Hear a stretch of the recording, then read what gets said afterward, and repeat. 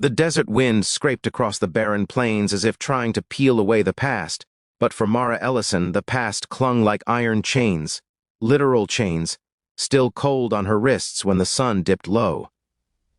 She had been a prisoner of the Red Vulture Gang for months, traded, beaten, dragged from camp to camp like a trophy of war after her town was raided and burned. They treated her like property, something to bargain with, threaten with, and parade when they needed to send a message. Hope had long died inside her, until the day a lone rider appeared on the horizon, tall, broad-shouldered, wearing a weather-beaten hat and a coat that fluttered like the wings of a hawk. His name was Colton Reeves, a rancher known across the frontier for a strange habit.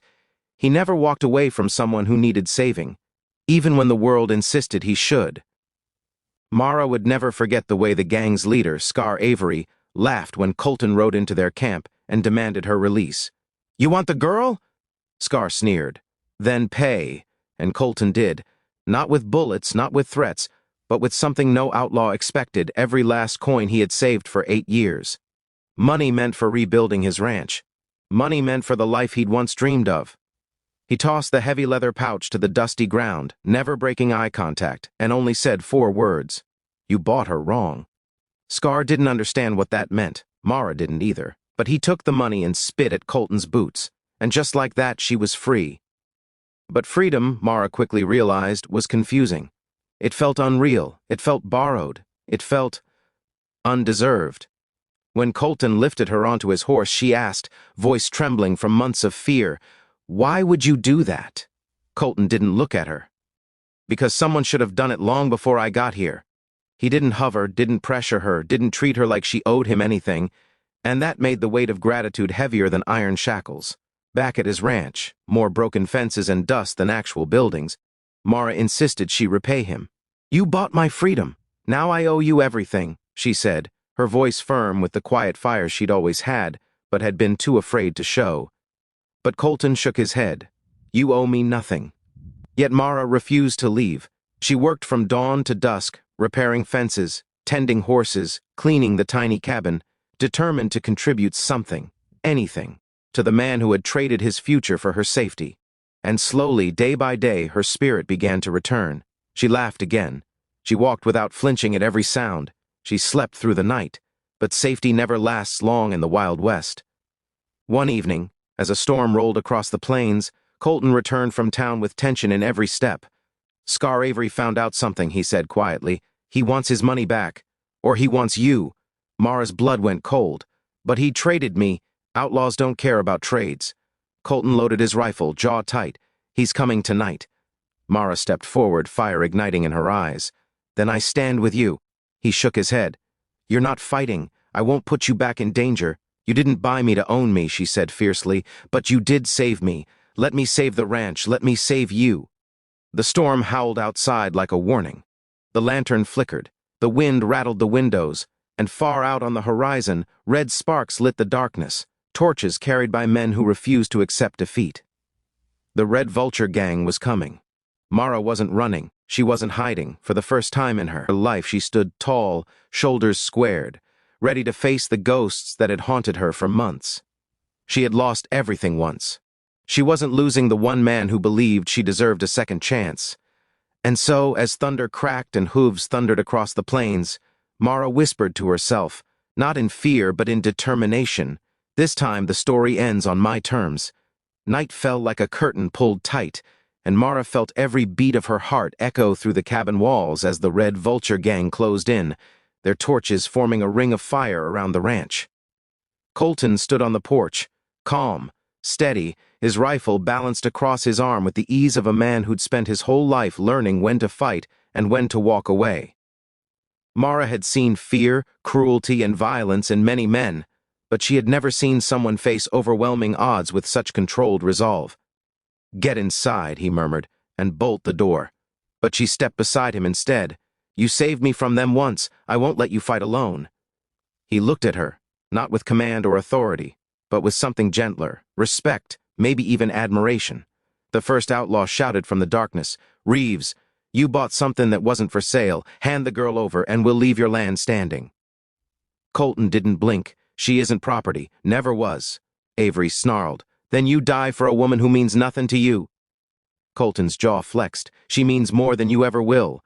Mara's breath caught, not because of romance, but because someone was finally willing to stand for her, not as a possession or symbol, but as a person. The gang surged forward. Gunfire cracked the air. Lightning rumbled overhead.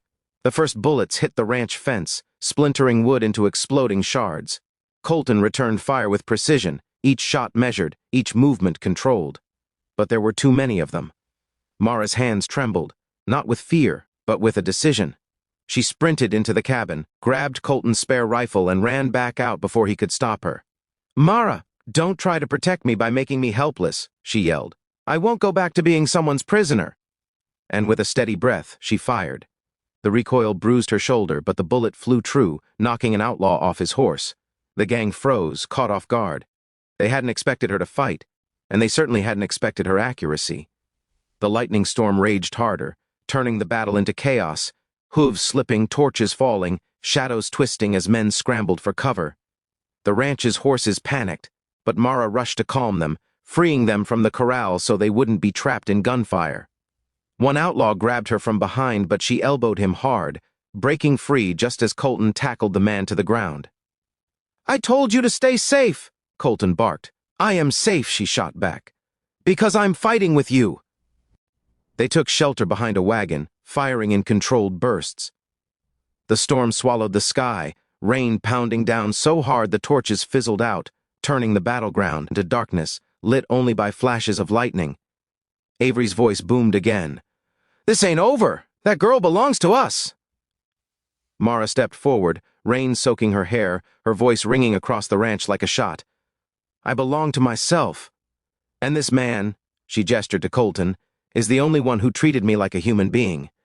Thunder cracked, lightning flashed, and in that blinding moment Colton fired the final shot that sent Avery crashing from his horse. The gang scattered. Avery crawled backward, clutching his arm, fury burning in his eyes. "You think this is done?" he spat. Mara stared down at him. "Yes," she said, her voice vibrating with strength she never knew she had. "It ends tonight." And with that, Avery fled into the storm, his gang abandoning him. Silence washed over the ranch like a blessing.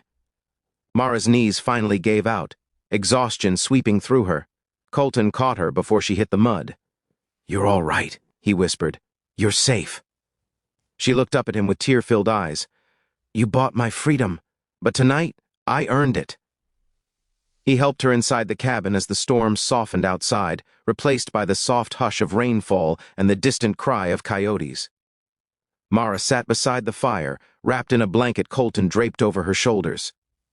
"I owe you so much," she murmured. Colton crouched before her.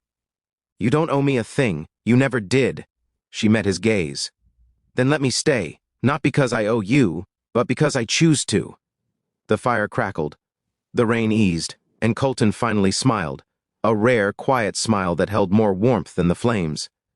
"Then stay," he said simply, "as long as you want."